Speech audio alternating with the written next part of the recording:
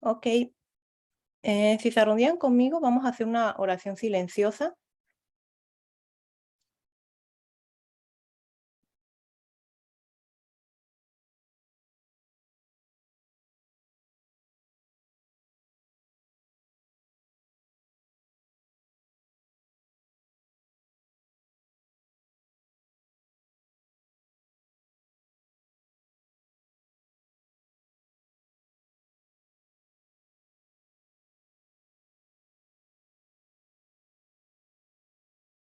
Amén.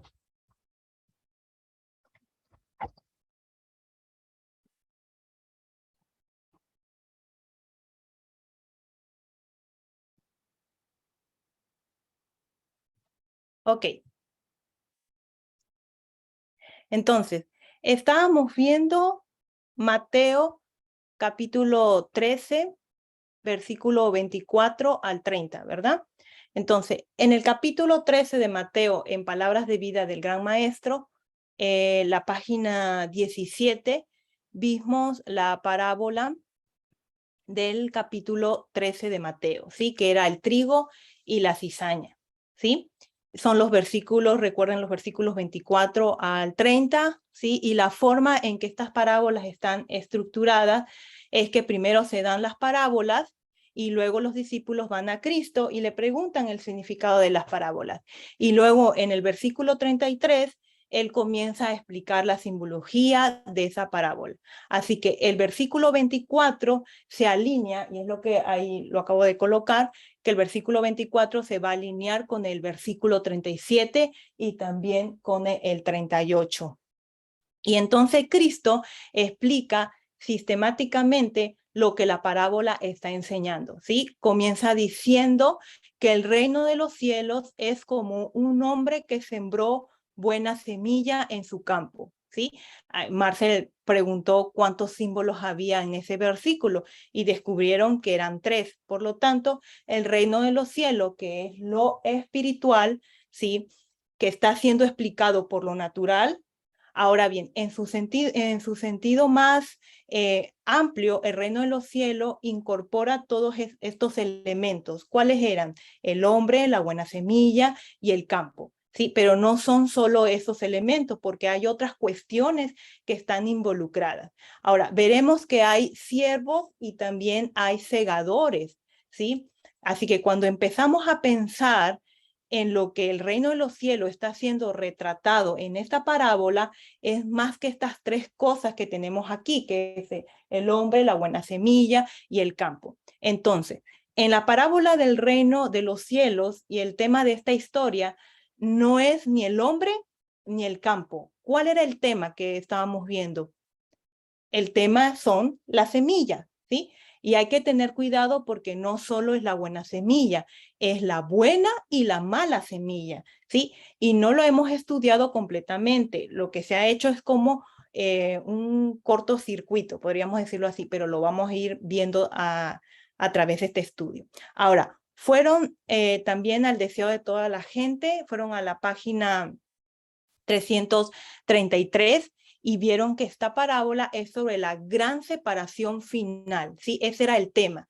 Y si ustedes leen a través de estos versos, esto valida el hecho de lo que la historia se trata. No es la separación de los hombres, no se puede separar el campo porque solo hay uno, no hay dos, ¿sí? Es una historia sobre la buena semilla y la mala semilla, podríamos decirlo, el trigo y la cizaña. Ni siquiera se trata de cómo crecen juntas. Ahora, la historia trata del final, de cómo se separaron unos de otros. ¿Sí? También vieron que cuando pensamos en lo que es el campo, si van ustedes al versículo 38, te dice lo que el campo es, y el campo es el mundo. Pero en la palabra de vida del Gran Maestro, que fueron a la página 49, se nos dice que el campo, y tenemos que entender que es la iglesia que está en el mundo, no en el mundo, ¿sí? Ahora, necesitamos entender estas parábolas en 2 niveles, ¿sí? La iglesia y el mundo, ¿sí?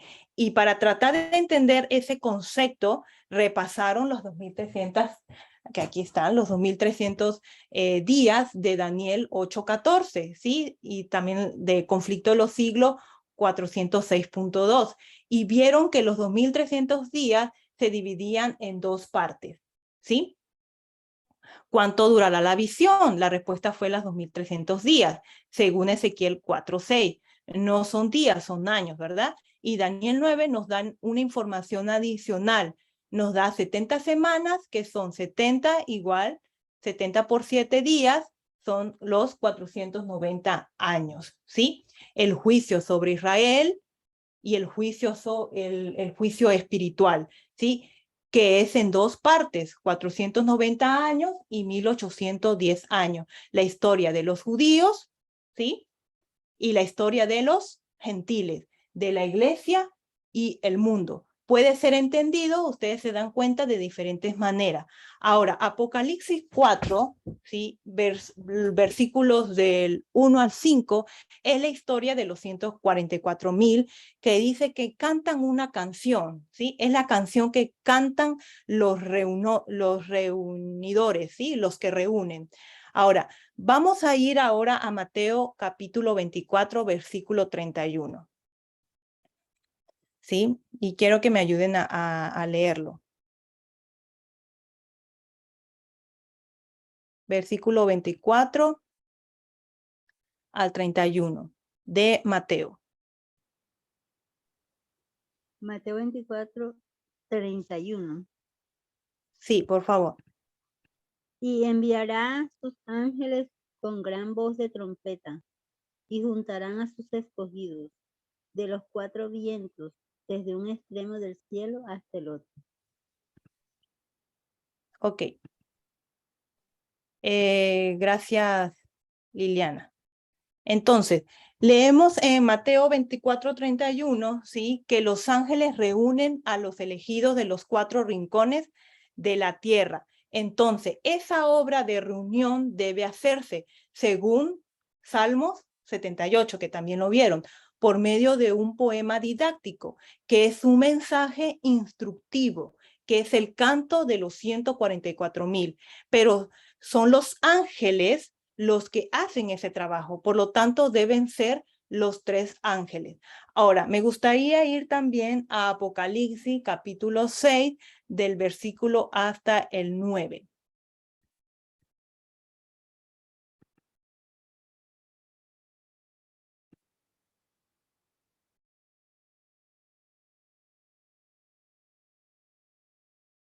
Del capítulo 6. Capítulo 14, 14. del versículo 6 al 9. Okay. Del 6 al 9. Bueno. Vi volar por en medio del cielo a otro ángel que tenía el evangelio eterno para predicarlo a los moradores de la tierra, a toda nación, tribu, lengua y pueblo, diciendo a gran voz: temed a Dios y darle gloria, porque la hora de su juicio ha llegado, y adorad a aquel que hizo el cielo y la tierra, el mar y las fuentes de las aguas. Otro Okay. ángel, Sí, continúa. No, continúa. Otro ángel le siguió diciendo: ha caído Babilonia, la gran ciudad, porque ha hecho beber a todas las naciones del vino del furor de su fornicación. Y el tercer ángel lo siguió diciendo a gran voz: si alguno adora a la bestia y a su imagen y recibe la marca en su frente o en su mano, él también beberá del vino de la ira de Dios, que ha sido vaciado puro en el cáliz de su ira, y será atormentado con fuego y azufre delante de los santos ángeles y del Cordero. Ok, gracias, Liliana. Entonces, Apocalipsis 14, versículos 6, 8 y 9, porque ellos son los que tienen el mensaje, se dan cuenta, que se usa para reunir. Y por supuesto, si ustedes leen estos versículos que acaba de leer Liliana, son instrucciones, ¿sí? Lo que puede y lo que no se puede hacer. Tiene todas las características de la reunión, ¿sí? Y pueden notar que hemos enlazado una serie de pasajes bíblicos hablamos sobre Salmo 78, Mateo 13, Mateo 24, y ahora también estamos introduciendo Apocalipsis 14. Es un estudio bastante completo, si ustedes se dan cuenta, y muestra un modelo consistente. Así se sabe si la teoría que estamos planteando es correcta. Así que cuando se empieza a buscar en otros lugares, como Mateo 24, Apocalipsis 14 también, y se observa que la historia que se está repitiendo allí, ¿sí? Y los mensajes que reúnen dado por los ángeles, que es la segunda parte de Apocalipsis 14, que comienza con esas personas que cantan una canción. Entonces, tenemos una buena evidencia de que esto es correcto lo que se está enseñando. Y la razón por la cual necesitamos nosotros mirar esta parábola en dos niveles, la iglesia y el mundo, se basa en Romanos capítulo 3, versículo 9, ¿sí? Y se nos dice que tanto la iglesia como el mundo están bajo el pecado, y Pablo dice que han sido probados, ¿sí? Que es lo que nosotros ya leyeron en el anterior clase, ¿sí? Y la palabra en sí misma significa acusé, declaré como un hecho, ¿sí? Lo que significa que acusó a la gente con justicia o hizo un juicio correcto de la situación, ¿sí? Por lo tanto, si la canción tiene que ser dada, la canción tiene que ser dada al mundo. Primero tiene que ser dada a la iglesia, ¿sí? Y recuerden, el tema de esta parábola es la gran separación final. Y si ese es el tema, tenemos que entenderlo en dos niveles, entonces. Sabemos que va a haber una gran separación final en el mundo y una gran separación final en la iglesia. Ahora, el problema con eso es que la gente toma las citas de Elena G. de White y la aplican mal, ¿sí? Donde Elena decía que se tuviera temor de las personas que hablan de una separación de la iglesia de Dios, que se levantan diciendo que tienen el mensaje del tercer ángel de un lado de su boca y el otro lado de su boca dicen que se separen de la iglesia porque la iglesia está en una mala condición, ¿sí? Por lo tanto, hay muchos puntos de vista erróneos, ¿sí? Que están basados en textos aislados del espíritu de profecía, que eran muy específicos para ciertas situaciones. Pero hoy estos pasajes son usados para evitar que la verdad del evangelio avance, ¿sí? Y si fuera cierto que no habría esta separación final en la iglesia, ¿por qué entonces Elena White insistiría en que necesitamos entender esto a nivel de la iglesia, cuando Cristo ya había dicho que es en el mundo? ¿Sí? Y es porque Elena White estaría luchando o argumentándose contra sí misma, ¿sí? El problema es que la gente prueba los textos de una manera casual, ¿sí? Inapropiada y equivocada. Ahora, recuerden que tenemos que tener cuidado de no mirar los ejemplos de la dispersión para guiarnos o dirigirnos en el periodo de la reunión, ¿sí? Ahora, estas declaraciones que fueron hechas de que no sé, que cuando Elena G. de White dijo tengan cuidado de los que hablan de separarse, todas estas cosas fueron estas declaraciones hechas en el tiempo de dispersión, ¿sí? Ahora nosotros necesitamos ser extremadamente nosotros muy cuidadosos de cómo aplicamos a nuestra dispensación, que la dispensación nuestra es tiempos de reunión. Y cuando empezamos a aplicarlos a un nivel profético, y si esto es verdad, Pablo dice que es verdad. La misma Elena G. de White dice que es verdad. Daniel dice que es verdad. ¿Sí? El juicio debe venir primero a la casa de Dios, y Pablo lo dice inequivocadamente, ¿verdad? Entonces, si el tema es sobre el gran final y la separación, que eso lo vieron en Deseado de toda la gente, 300.1, dice que miremos a la iglesia, entonces necesitamos ver que va a haber una separación en la iglesia, y si ese es el caso, entonces tenemos que tener cuidado de cómo aplicamos las citas del espíritu de profecía que podríamos entender fácilmente a nivel moral, y tenemos que tener cuidado también de cómo las vinculamos proféticamente, ¿sí?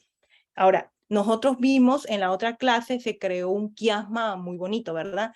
Donde la buena semilla fue sembrada por un hombre en su propio campo, ¿sí? Lo voy a volver a poner para recordarles, ¿sí? Entonces, lo vamos a poner, les parece, por aquí.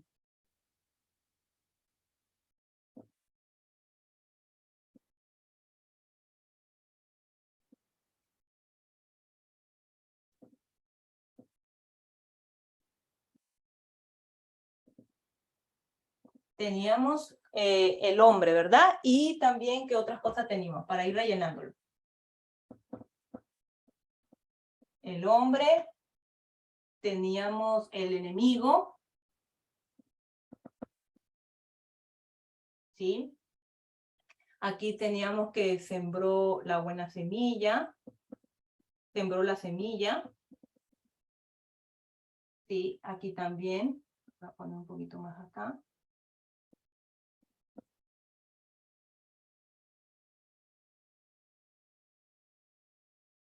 ¿Sí?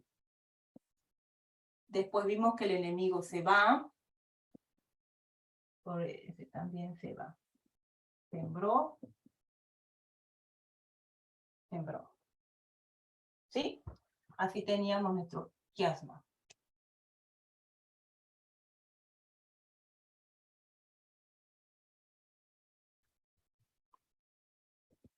¿Qué más pusimos?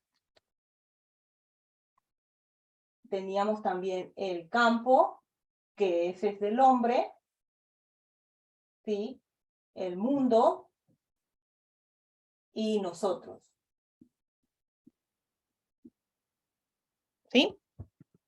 ¿Lo recuerdan? Entonces, luego vimos que la mala semilla era la cizaña, que fue sembrada por el enemigo de este hombre en el mismo campo, ¿sí? Ahora, el enemigo entonces se va, eso lo vimos en el versículo 25. Por lo tanto, este hombre también debe irse y se crea este quiasmo, ¿sí? En el versículo 25, los hombres dormían, el enemigo vino. Ahora, ¿quiénes son estos hombres que están durmiendo, ¿sí? Pensemos en esto. Ahora, las leyes naturales deben ser las mismas que las espirituales. Esa la vimos anteriormente en otras clases, ¿sí? ¿A dónde? Entonces viene la pregunta, ¿a dónde va este enemigo? Al campo, ¿sí? Va allí. Y ahora bien, si el hombre hubiera permanecido en el campo, ¿habría venido este enemigo a hacer su trabajo? Si el hombre hubiera permanecido en el campo. Creo que no. No, exactamente. No hubiera el enemigo sembrado la semilla, ¿sí? Y hubiera estado vigilado el campo, hubiera estado guardianes ahí vigilando. Ahora, bajemos un poquito entonces al versículo 28, ¿sí? Ahora, en el versículo 27, recuerden que dice, el siervo que dice, en el versículo 27, ¿qué está diciendo el siervo?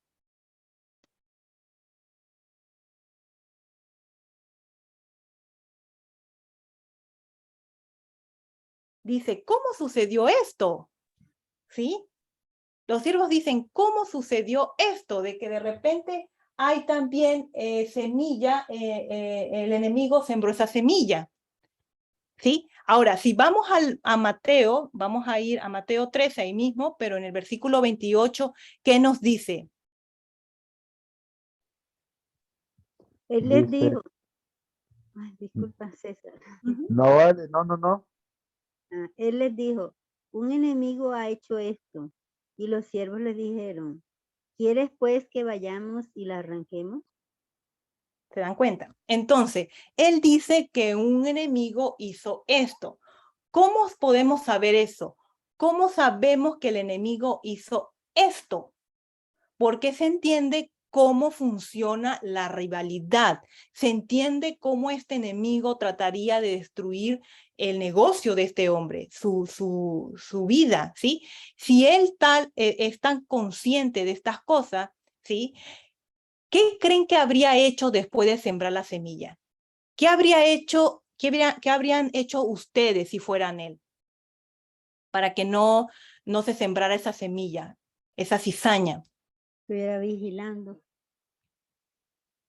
Pondrías algunos guardianes, algunos vigilantes, ¿verdad? Y en el versículo 28 voy a añadir algo más, ¿sí? Aquí hay dos personas que se comunican. ¿Quiénes están comunicando en el versículo 28? Se están comunicando los siervos y el hombre que es el dueño del campo, ¿sí? Y recuerden, ¿quién era el hombre en el versículo 37? ¿Quién era ese hombre? Cristo. Exactamente, ahí dice que era el Hijo del Hombre, Cristo, ¿sí? Ahora, los siervos dicen, porque hay una comunicación entre los siervos y el hombre, que es Cristo, y los siervos dicen, ¿cómo ha pasado esto?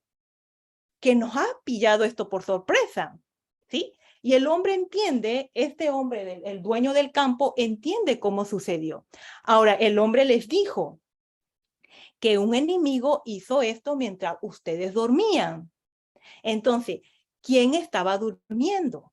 Eran los siervos, las personas que debían estar de guardia, ¿sí? Porque ¿cuál es la función del trabajo de estos siervos? Lo que llamaríamos también peones o siervos del campo, ¿sí? Así que cuando el hombre sale de su casa, ¿sí? Vamos a poner una casita aquí.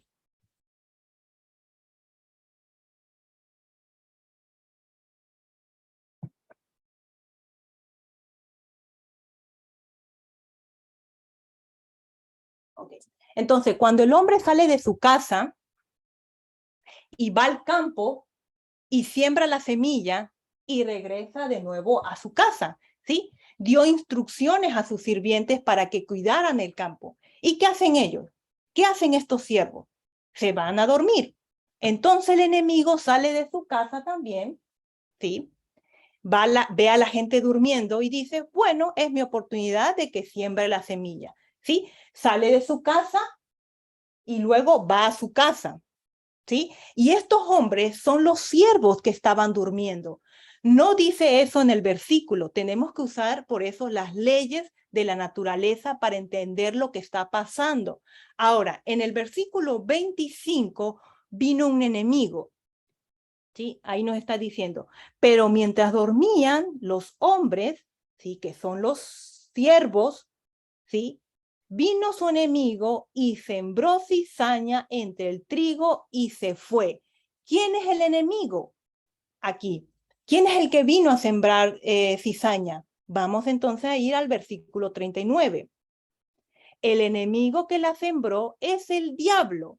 La siega es el fin del siglo y los segadores son los ángeles. Ahí dice, ¿sí? Entonces es el diablo, ¿sí? Ahora, volviendo al versículo 25, ¿sí? La cizaña, la mala semilla, ¿quiénes son? Ahora vamos a ir al versículo 38 de nuevo, y eso sería como nuestra segunda parte, ¿sí? Vayan entonces al versículo 38, ¿sí? ¿Quién le da lectura? Entonces ya fuimos a 25 y el 29.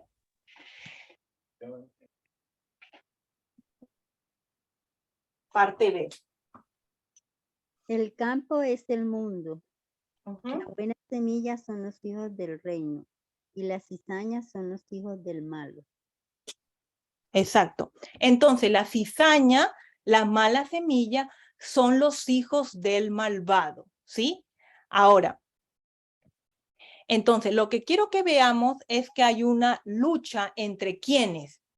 ¿De quién es la lucha?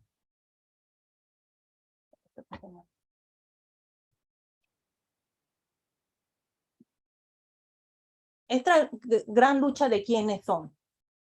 Es entre el hombre y el enemigo, ¿sí? ¿Y cómo pelean estos dos personajes? ¿Cómo están peleando? Están luchando por este campo y la batalla es entre la buena y la mala semilla, ¿sí? ¿Quién va a ganar la pelea? ¿Sí? Porque este es un ejemplo clásico de una guerra de procuración o una guerra proxy. Así lo conocemos, ¿verdad? Así que esta es una guerra por poderes.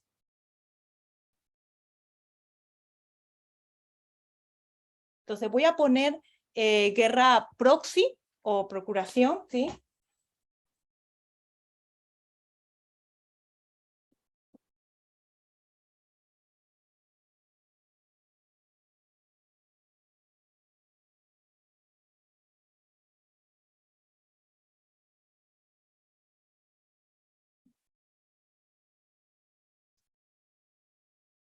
Ahora, si vas a la primera parábola de Mateo 13, un hombre sembró buena semilla, ¿sí? En diferentes tipos de suelo y parte del trigo. La buena semilla fue ahogada por las espinas y los cardos, así que están luchando por la supremacía o la vida. Por lo tanto, es válido. Es una lucha entre dos plantas. ¿Quién puede tomar la mayor cantidad de nutrientes del suelo? ¿Sí? Ahora, la guerra proxy es entre estas dos personas aquí en el campo, ¿sí? Que es la tierra entre los dos grupos, ¿sí? Si ustedes fueran a Génesis capítulo 3, versículo 15, dice, ¿de quién? ¿De quiénes son estos dos? ¿Quiénes son estos dos grupos? La simiente de la mujer. O sea, los buenos y los malos. Ajá. Pero podríamos usar con las palabras, está correcto tu respuesta, César, pero vamos a usar las palabras que está diciendo Génesis 3:15. Dice la simiente de la mujer y la simiente de la serpiente, ¿verdad? Ahora, por lo tanto, esta historia es una guerra proxy. Ahora, quiero que recordemos eso, porque la guerra por poderes es un tema de la profecía bíblica, que ahora estamos empezando a entender con mucho más claridad, ¿sí? Y todo depende de lo que ocurra en este planeta para saber quién va a ganar. ¿Va el enemigo a dejar en bancarrota al agricultor para que su cizaña sin valor ahogue o desplace al trigo? No, porque no tienes cosecha, ¿sí? Te quedas sin negocio. Esa es la historia natural. Ahora, si va a destruir a su oponente por la semilla, esa cizaña que se introduce. Entonces, este es otro principio importante que podemos tomar de esta parábola. Es sobre las esferas de influencia. Y lo vamos a poner por aquí.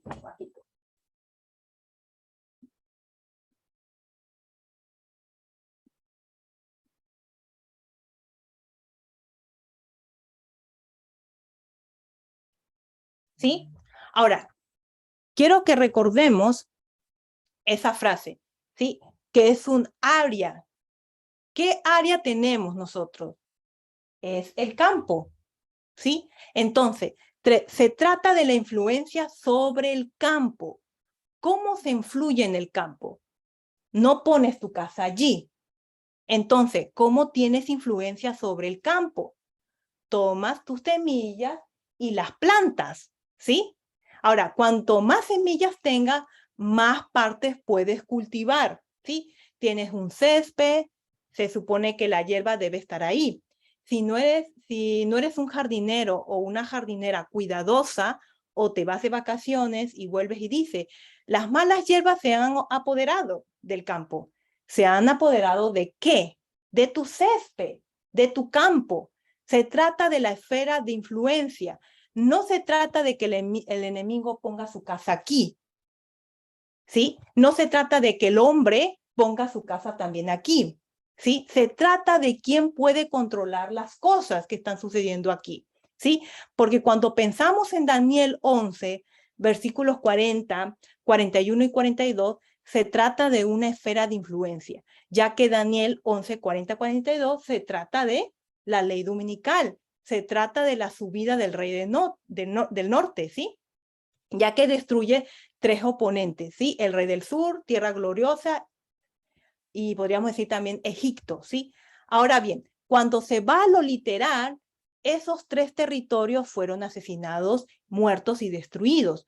Pero hoy, cuando llegamos a lo espiritual, no podemos pensar en esos términos. Tenemos que pensar en términos de las esferas de influencia.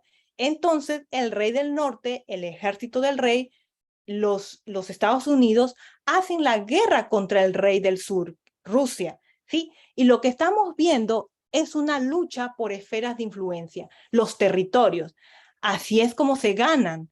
No van a destruirse mutuamente o lo que la gente suele llamar una guerra caliente.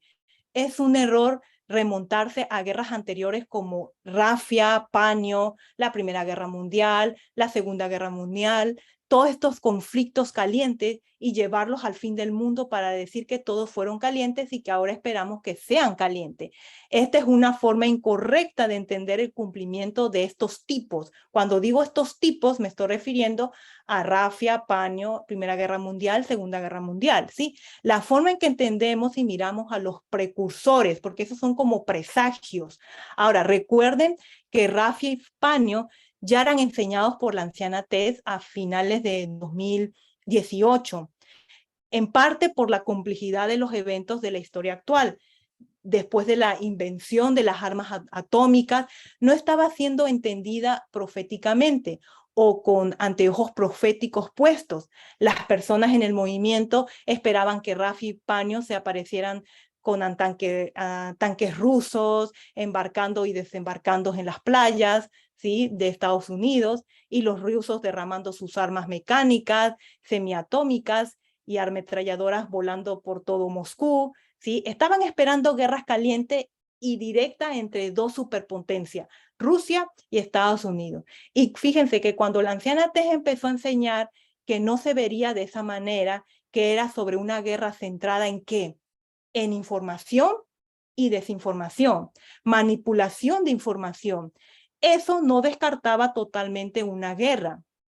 Y ya nosotros hemos tenido Irak, Afganistán, Siria, entre otras, y ella, o sea, la anciana Tess, no sugirió que no habría un conflicto bélico en Ucrania o en otros países, que las cosas no se pondrían un poco volátiles entre Rusia y el oeste. Cuando la anciana Tess decía que no habría guerra caliente en 2018, se refería a eso, de que no habrían tanques de guerra en las playas de Florida, ¿sí? Puede haber guerras subsidiarias dentro de una guerra fría, ¿sí? Las cosas pueden calentarse a veces, pero con la globalización, la intervención, la invención de armas nucleares, el motivo de enseñar sobre la guerra de información era primeramente que en 1989 fue la invención del Internet, ¿sí? Que la desinformación ha sido usada como un arma de manera amplia, ¿sí? Como nunca se había visto antes en la historia. Y esa es la forma de guerra más peligrosa hoy. Ahora, cierro paréntesis con respecto a lo que estábamos hablando. Entonces, esta historia puede enseñarnos muchas cosas sobre la profecía del fin de los tiempos. Una de las más importantes es que debemos esperar guerras por poderes, o sea, guerras subsidiarias o guerras proxy, ¿sí? En las que los dos protagonistas luchan por la esfera de influencia del campo, pero el campo es el mundo y también la iglesia, por lo que debemos esperar cierta tensión también en la iglesia. ¿Cómo controla entonces Satanás a la iglesia? No va a enviar católicos jesuitas a nuestra iglesia a infiltrarse. No necesita hacer eso, Satanás. Él va a introducir gente en la iglesia, personas como nosotros, que crecerá como cizaña, si fuera el caso, y ejercerá una esfera de influencia sobre la iglesia, haciendo que él gane, ¿sí? Y esta persona, que es el hombre, va a hacer lo mismo. Es todo acerca de esferas de influencia, así como lo estamos viendo en los eventos externos entre el rey del norte y el rey del sur, ¿sí? Ahora, el deseo de toda la gente dice que la gran separación final es la historia del trigo y la cizaña. ¿De qué otra cosa trata la historia? De dos historias, el trigo y la cizaña, ¿y qué más?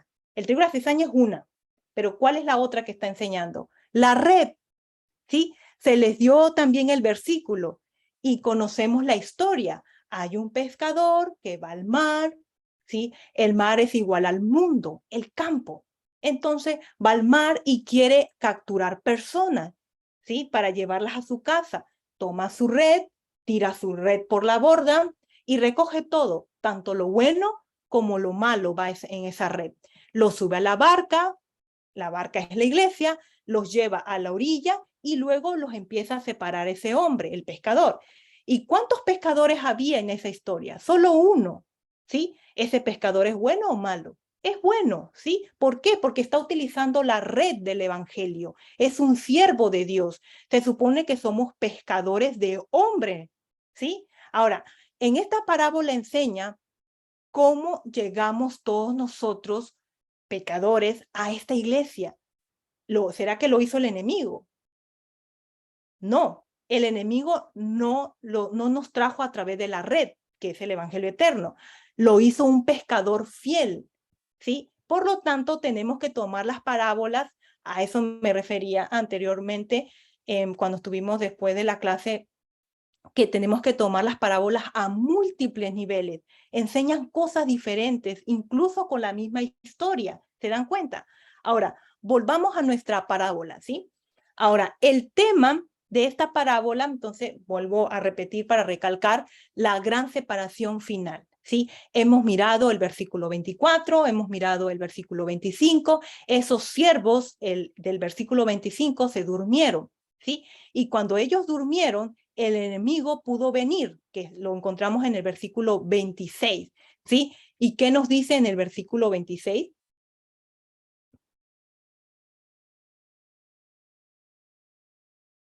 Nos dice, y cuando salió la hierba y dio fruto, entonces apareció también la cizaña.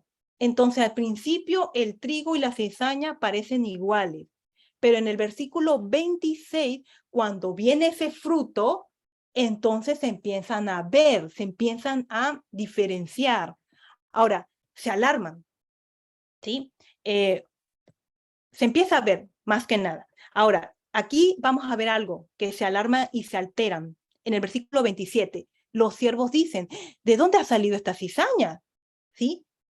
Y le dicen al dueño del campo, sabemos que sembraste buena semilla. ¿Cómo vino la cizaña? Que amablemente el padre de familia no dice, ¿cómo lo haría yo? Es tu culpa. Estamos en este lío por tu culpa, porque ustedes son unos perezosos, no hacen su trabajo debidamente. ¿Sí? Él no les dice así, ¿sí? Por lo tanto, quiero que sepamos que donde quiera que vayamos a colocar esa siembra en nuestra línea de reforma que ahorita vamos a hacer, marca un punto de personas que no hacen su trabajo correctamente, que no cumplen su deber. ¿Y quiénes son esas personas? Esa gente que quedó a cargo del campo para proteger esas buenas semillas. No hicieron su trabajo, lo cual es una acusación contra ellos, pero el dueño de la casa no los regaña, como yo hice anteriormente, o sea, no los regaña, ¿sí? Ahora, en el versículo 28 nos dice, él les dijo, un enemigo ha hecho esto, y los siervos le dijeron, ¿quieres pues que vayamos y lo arranquemos? Dijo que entonces estamos viendo aquí que el hombre les dice, un enemigo hizo esto. Así que ahora estos sirvientes están diciendo, ¿te parece que resolvamos el problema ahora? Porque podemos ver lo que es y lo arreglaremos para ti. ¿Sí? Y en el versículo 29, ¿qué nos está diciendo? Nos dice, él les dijo, el dueño del campo, no sea que al arrancar la cizaña, arranquéis también con ella el trigo. ¿Sí? Entonces, el hombre le está diciendo que no, porque es demasiado tarde para arreglar el problema, ¿sí? Así que lo que nosotros notamos es que hay un problema y que es demasiado tarde para arreglarlo. ¿Qué tan cierto es eso en nuestras propias vidas? Ahora, te metes en un lío, aunque te adviertan que no lo hagas, y cuando ves el problema es demasiado tarde para solucionarlo. Ahora, vamos a ir al versículo 30. Y en el verso 30 nos dice, dejad crecer juntamente lo uno y lo otro hasta la siega. Y al tiempo de la siega, yo diré a los segadores, recoged primero la cizaña y atadla en manojos para quemarla pero recoged el trigo en mi granero. ¿Sí? Deja que el desorden continúa, lo que le está diciendo el hombre. Dejen que el desorden continúe hasta la cosecha. Entonces diré a los segadores, a ustedes, que hagan su trabajo. ¿Sí? Entonces, vamos a leer los versos 36 y 39. ¿Sí? Si le pueden dar lectura. Pero, ok, vamos a ir primero al versículo 30. ¿Sí? Porque ahí está diciendo, déjenlos crecer juntos hasta la cosecha. Quiero que alguien vaya al versículo 39, y eso sería como nuestra segunda parte. 39 de Mateo 13. Exactamente. Gracias, Lilian. El enemigo que la sembró es el diablo. La siega es el fin del siglo, y los segadores son los ángeles. ¿Se dan cuenta? Entonces dice, le diré a los segadores que hagan una obra. ¿Sí? ¿Quiénes son los segadores? Ahí vimos que los segadores son los ángeles. ¿Sí? Hay unos versos más, por ejemplo, del 40 al 43. ¿Sí? Entonces, vamos a recapitular. Entonces, el hombre es Jesús, ¿verdad? Es el que es el dueño del campo. La semilla, la buena semilla, es la gente buena, ¿sí? La cizaña es la gente mala, ¿sí? Y el campo es el mundo, ¿sí? A este nivel, porque estamos mirando a este punto, ¿sí? Y los segadores son los ángeles. La cosecha, entonces, es el fin del mundo, ¿sí? Ahora, vamos a ver algunos versículos. Por ejemplo, en el versículo 25, ¿quiénes son los hombres que se duermen entonces? Son los siervos, ¿sí? Recuerden el versículo 27, ¿sí? Ahora, en el verso 28, los siervos, voy a ir entonces del 25, entonces 25, 27 y 28. Estos siervos, ¿quiénes son? ¿De quién son un símbolo esos siervos? De nosotros. Si ustedes se dan cuenta, no mirarán una explicación en estos versículos, ¿sí? En ninguna parte les dice quiénes son los siervos, no te dice realmente quiénes son, ¿sí? Y los siervos son las personas ¿será que son más importantes de esta parábola? Los siervos son las personas más importantes de esta parábola que estamos viendo. No, aunque la mayor parte de la historia trata de ellos, pero el propósito de la parábola es la separación, ¿sí? Nos están haciendo, donde están haciendo una separación final, ¿sí? Ahora, la separación ahora es en el verso 30, por esos ángeles, ¿sí? Ahí estamos mirando que hay una separación por estos ángeles en el verso que estamos mirando, en el 39, que lo estamos tomando como nuestra segunda parte. Ahora, vamos a dar un gran salto y nosotros ya estamos familiarizados con las líneas de reforma. Voy a borrar esto. Efectivamente, César, somos nosotros, ¿sí? Pero se podría ampliar más esa parte, ¿sí? Ahora, voy a borrar esto también y nos vamos a enfocar aquí. Entonces, nosotros ya sabemos, estamos familiarizados con las líneas de reforma. Entonces, pondríamos entonces 1989,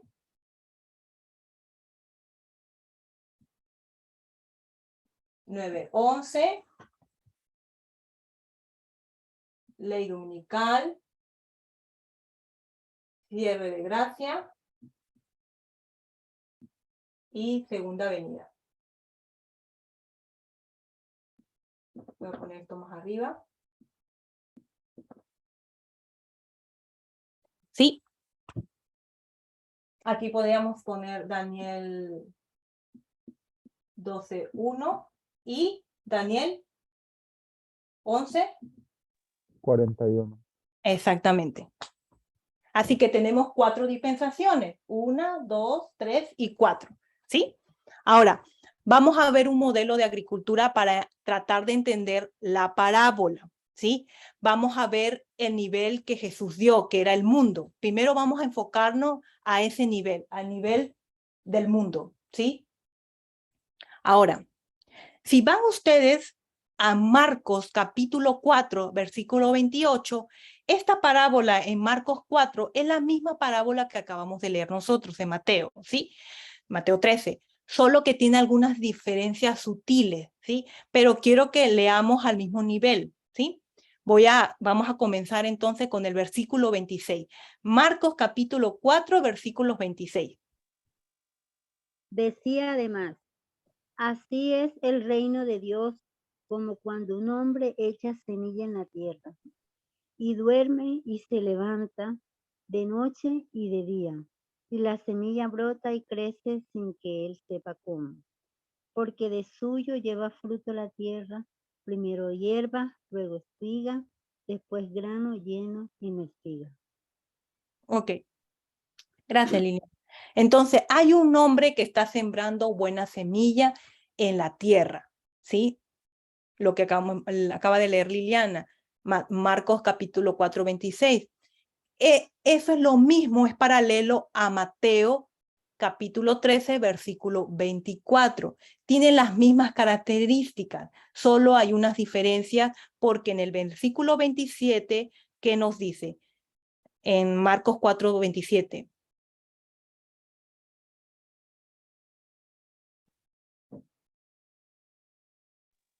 Marcos Dice 4, que se 27. levanta de día y de noche, y como él no sabe cómo crece, Exacto. Por lo tanto, entonces, voy a volver a leer esa parte porque se cortó un poco tu audio, César. Sí, dice, y duerme y se levanta de noche y de día, y la semilla brota y crece sin que él sepa cómo. Por lo tanto, esto está hablando de los siervos que dormían, ¿sí? La diferencia en esta parábola dicen que el hombre que siembra es el hombre que duerme, ¿sí? Ahí está diciendo que el que siembra es el que duerme, ¿sí? Por lo tanto, esta es una parábola ligeramente diferente, ¿sí? No puedes ponerla por encima y decir que el amo o el dueño de la casa se estaba durmiendo, porque eso no funciona así. Las parábolas deben de entenderse entonces a diferentes niveles, ¿sí? Y era lo que comentamos en la otra clase de cuando estábamos haciendo en las preguntas y respuestas, ¿sí? Ahora, en el versículo 28 nos dice, en el versículo 28 dice, porque de suyo lleva, esto estamos en Marcos todavía, Marcos capítulo 4, versículo 28, dice, porque el suyo lleva fruto la tierra, primero hierba, luego espiga y después grano lleno en la espiga. Entonces, ¿qué vemos ahí? Que hay tres niveles diferentes de crecimiento. ¿Cuál es primero?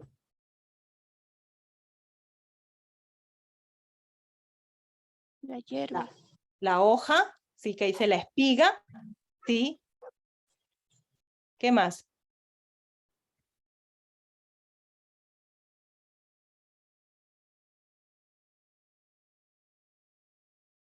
La espiga. La espiga, sí. Ajá. Eso lo pondríamos aquí. Sí, ¿verdad? Y luego el maíz completo en la espiga. ¿Eso dónde se colocaría? Aquí, ¿verdad? ¿Sí? ¿Estamos de acuerdo? ¿Están de acuerdo todos? Sí. Y la cosecha aquí. ¿Sí? Entonces, hay tres etapas de crecimiento. Ahora, en el versículo 29, seguimos en Marcos, que dice, y cuando el fruto está maduro, enseguida se mete la hoz porque la siega ha llegado. Ahora bien, tanto la parábola en Marcos capítulo 4 como la parábola de Mateo capítulo 13 no nos da información sobre el campo antes de hacerse la siembra, ¿sí? No nos da esta información que está aquí, ¿sí? Ahora, si fuéramos nosotros a Jeremías capítulo 4, versículos del 1 al 3, que nos dicen, voy a leer yo, Jeremías capítulo 4, versículos del 1 a 2. Primero el 1, le voy a dar lectura. Si te volvieres Oh Israel, dice Jehová, vuélvete a mí, y si quitares de delante de mí tus abominaciones, y no anduvieras de acá para allá, ¿sí? ¿Qué está diciendo entonces en el versículo 1? Que el pueblo de Dios se separa de él, ¿sí? Y dice, volver a mí. Ahora, Jeremías, seguimos en el capítulo 4, versículo 2. Y juraréis, vive Jehová, en verdad, el juicio y en justicia entre las naciones serán benditas en él, y en él se gloriarán. Entonces, en el versículo 2, ¿sí? Si das la lealtad a Dios, él te va a bendecir, ¿sí? Ahora vamos a leer los versículos 3 y 4. Porque así dice Jehová, a todo varón de Judá, de Jerusalén, harad campo para vosotros, y no sembréis entre los espinos, ¿sí? Circuncidaos a Jehová, y quitad el prepucio de vuestro corazón, varones de Judá y moradores de Jerusalén. No sea que mi ira salga como fuego y se encienda y no haya quien la pague por la maldad de vuestras obras. Entonces te dice que no siembres entre los espinos, ¿sí? Los espinos no son la cizaña aquí, ¿sí? Hay que tener claro ese punto. Y si vemos nosotros a Mateo 13, habla de la siembra de la semilla, ¿sí? Así que pondremos la siembra de la semilla ¿en dónde? Por aquí, ¿sí? Ahora bien, antes de sembrar, no dice que hay que limpiar el campo de toda la cizaña, de todos los espinos. No menciona eso en estas dos parábolas, tanto Marcos 4 como Mateo 13. Entonces hay un trabajo de qué? Pero ya leímos Jeremías. ¿Hay un trabajo de qué? De preparación del campo, ¿verdad?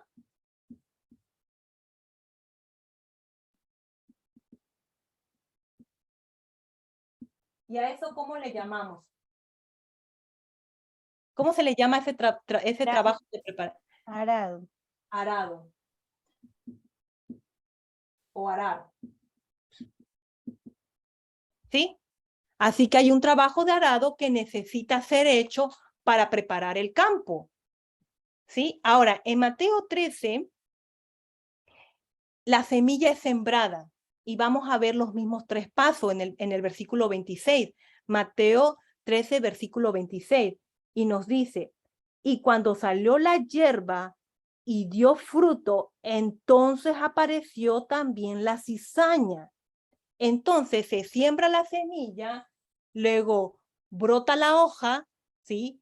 Así que tienes la hoja, al igual que en Marcos capítulo 4, y luego dicen que dan fruto. Así que aquí está el fruto que está siendo levantado, ¿sí? El fruto que dice Mateo 13 y la espiga que dice Marcos 4, porque en Marcos dice la espiga. Ahora, cuando el fruto viene, tienes ambas plantas, y ahora una se hace visible en comparación con la otra, ¿sí? La otra la voy a poner en color azulito para identificarla, ¿sí? Entonces, voy a poner entonces que en azul es el trigo y esta parte es la cizaña, ¿sí? La cizaña va a ser el color negro. ¿Vale? Entonces, en el 9:11, los dos aquí, tú vas a ver que los dos son verdes. No los puedes identificar, ¿sí? No están maduros, ¿sí? No se nota, no se puede notar la diferencia. Ahora, de hecho, en el versículo 26 dice que apareció la cizaña. Esa palabra cuando dice aparecer significa que se hacen visibles, ¿sí? Por lo que en la ley dominical, ¿sí? Se ve un cambio visible, ¿sí? Vamos a poner también aquí color azulito también.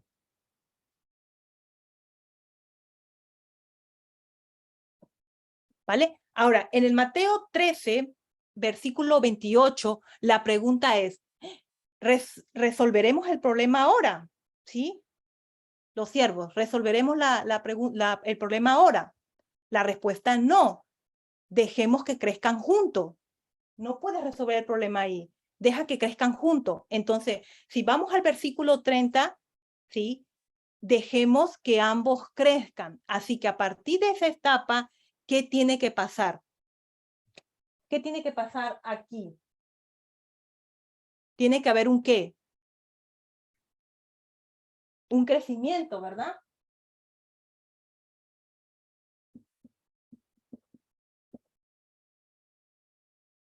Tiene que haber un crecimiento en el 9-11, pero ahora tiene que haber más crecimiento, tiene que haber más crecimiento, ¿sí? Y eso lo pondremos aquí.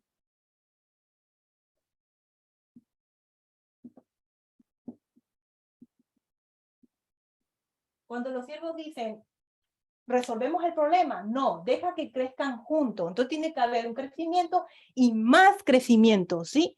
Ahora, en Mateo no, en Marcos capítulo 4, versículo 28 dice la espiga y luego el maíz lleno de la espiga, ¿sí? Dice maíz lleno y luego el siguiente versículo, que es el verso 29, dice fruto, ¿sí? Entonces, en ese pasaje dice que ambos crezcan juntos hasta la cosecha y la cosecha es cuando se pasa de la inmadurez a la madurez, ¿sí? Entonces vamos a poner aquí madurez, inmadurez, lo voy a poner aquí. Bueno, vamos a poner aquí este es el, bueno, lo puse al revés, lo vamos a poner del otro lado, para que me dé espacio.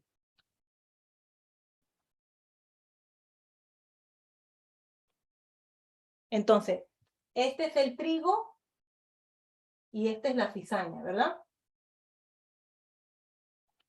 Ahora, por lo tanto, en esta etapa tienes las dos plantas y es claro ver las diferencias que hay entre ellas, como lo fue aquí en la ley dominical. Sí, acá también.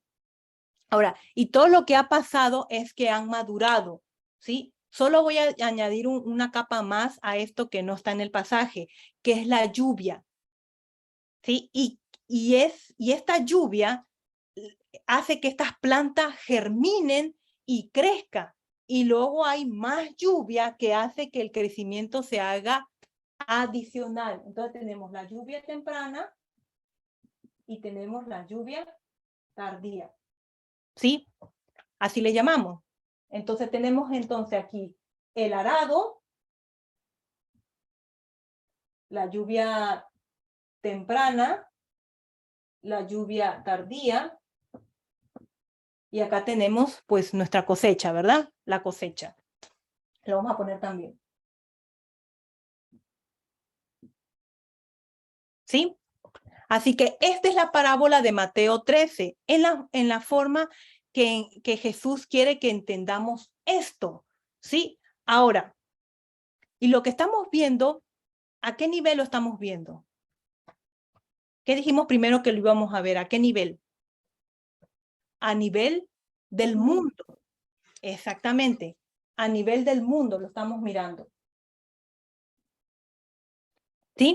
Entonces, al recorrer esta historia, no notamos una diferencia entre el trigo y la cizaña en el momento de la siembra. ¿Sí? ¿Cómo podríamos ver una diferencia? Porque las semillas parecen todas iguales, de hecho. ¿Sí? Las semillas están enterradas. Pero a través de esta historia, los cambios comienzan a suceder para el momento que se llega a la ley dominical o Daniel 11:41. Se llega a un lugar donde se puede ver la distinción entre estas dos plantas, ¿sí?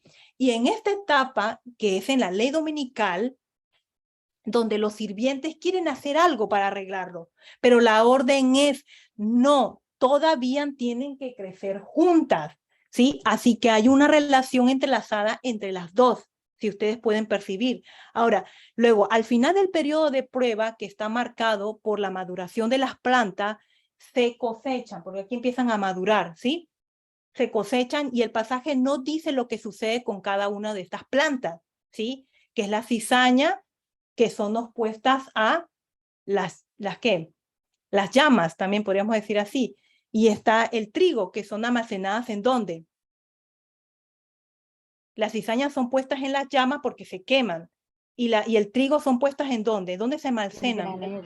En el granero. Exactamente. Entonces la pregunta es, ¿quiénes son estas dos plantas en esta historia? ¿Sí? al recorrer esta historia. Obviamente sabemos que son personas, pero ¿quiénes son? Es fácil de ver porque si vas a este nivel, de aquí en la cosecha, tenemos el planeta o el mundo. Voy a ponerlo así. Hoja con negro.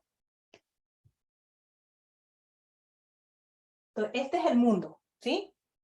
Y vamos a poner aquí a dos personas.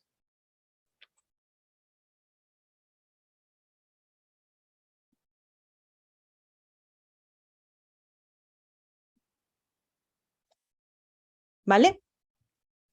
Estas dos personas están en la tierra. ¿Y qué va a pasar? Ahora, si vamos nosotros a Apocalipsis 14, desde el versículo 13 en adelante, lo vas a encontrar, ¿sí? Son 4 personas. La mayoría de las veces no estudiamos la última parte del capítulo de Apocalipsis, que es capítulo 14, pero si alguien ha mirado eso antes, en el diagrama de 1850, te muestra pictóricamente lo que está sucediendo. 4 personas. ¿Quiénes son? ¿Quiénes recuerdan? Aparte de los humanos, buenos y malos, están Cristo y está este otro ángel que aplasta esta uva. Uh-huh. Entonces, podemos ver nosotros que hay 4 personas. Está Cristo y están otros 3 ángeles, ¿sí? Hay 4 personas ahí en el diagrama. Y si ustedes miran esos versículos cuidadosamente, 4 personas en 2 partes. Está Cristo y un ángel. Y ambas personas tienen una hoz. Cristo tiene una hoz y hay otro ángel que tiene una hoz. Y están asociados con otras 2 personas, ¿sí? Hay otros 2 ángeles. Hay otro ángel que le dice a Cristo que vaya a cegar. Y hay otro ángel que le dice al otro ángel que vaya también a cegar, ¿sí? Entonces, vamos a aplicar el modelo de agricultura en la temática de Apocalipsis 14, ¿sí? Y vamos a ir hacia ese punto. No sé cómo estemos de tiempo, si no podemos dejar esta segunda parte. Si me puede avisar Yesenia. Son las 8, Abby, no sé cuánto tiempo Esto requieras. es un poco amplio. La temática de Apocalipsis 14 lo puedo abordar, pero todavía voy a continuar porque estamos viéndolo a nivel del mundo y luego me voy a introducir a nivel de la iglesia. Pero como vean, podemos continuar en la siguiente clase. Sí, yo creo que entonces podríamos dejar la segunda parte para un Ok. segundo estudio. Entonces así lo vamos a hacer. Le voy a pedir entonces a ver, ¿quién puede despedirnos en oración?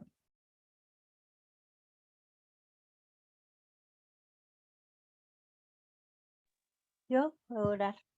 Ok, Liliana. Gracias. Oremos. Bondadoso Dios, muchísimas gracias le damos en esta hora por